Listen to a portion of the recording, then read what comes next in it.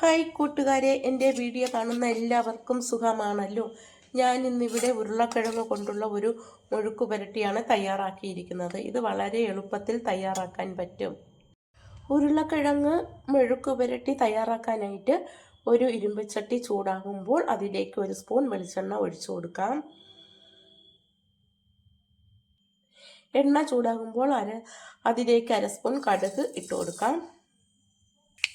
കടുകെല്ലാം പൊട്ടിക്കഴിയുമ്പോൾ അതിലേക്ക് 3-4 അല്ലി വെളുത്തുള്ളി അരിഞ്ഞത് ഇട്ട് കൊടുക്കാം.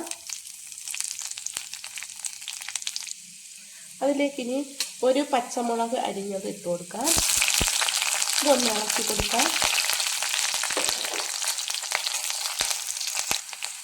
അതിലേക്ക് ഒരു സവാള അരിഞ്ഞത് ഇട്ട് കൊടുക്കാം.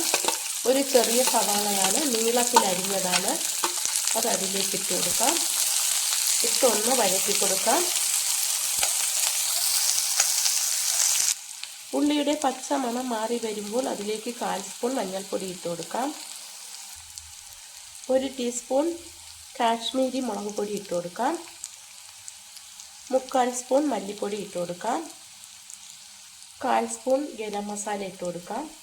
ഇനി ഇതെല്ലാം കൂടി ഒന്ന് വഴറ്റി കൊടുക്കാം.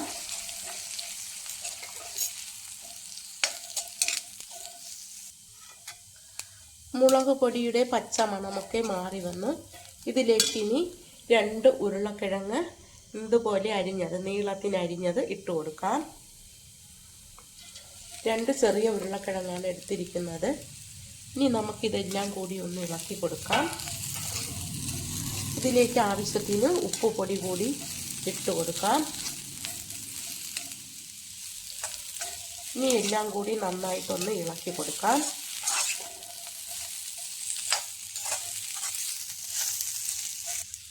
ഇനി ഇതിലേക്ക് കുറച്ച് വെള്ളം ഒഴിച്ചു കൊടുക്കാം. വേകാൻ പാകത്തിന് വെള്ളം ഒഴിക്കാൻ മതിയാകും. ഇതൊന്ന് ഇളക്കിയിട്ട് അടച്ച് വെച്ച് വേവിക്കാം. ഇടയ്ക്ക് ഇതൊന്ന് ഇളക്കി കൊടുക്കാം. വെന്ത് വരുന്നുണ്ട്. കുറച്ച് സമയം കൂടി വേവിച്ചു കൊടുക്കാം. തുറന്നിട്ട് ഒന്ന് ഇളക്കി കൊടുക്കാം. ഉരുളക്കിഴങ്ങ് നന്നായിട്ട് വെന്ത് ചാറൊക്കെ വറ്റി വന്ന് ഉപ്പൊക്കെ കറക്റ്റായിട്ടുണ്ട്. നന്നായി വെന്ത് കിട്ടി. ഇങ്ങനെ ഉരുളക്കിഴങ്ങ് തയ്യാറാക്കാൻ വളരെ എളുപ്പമാണ്.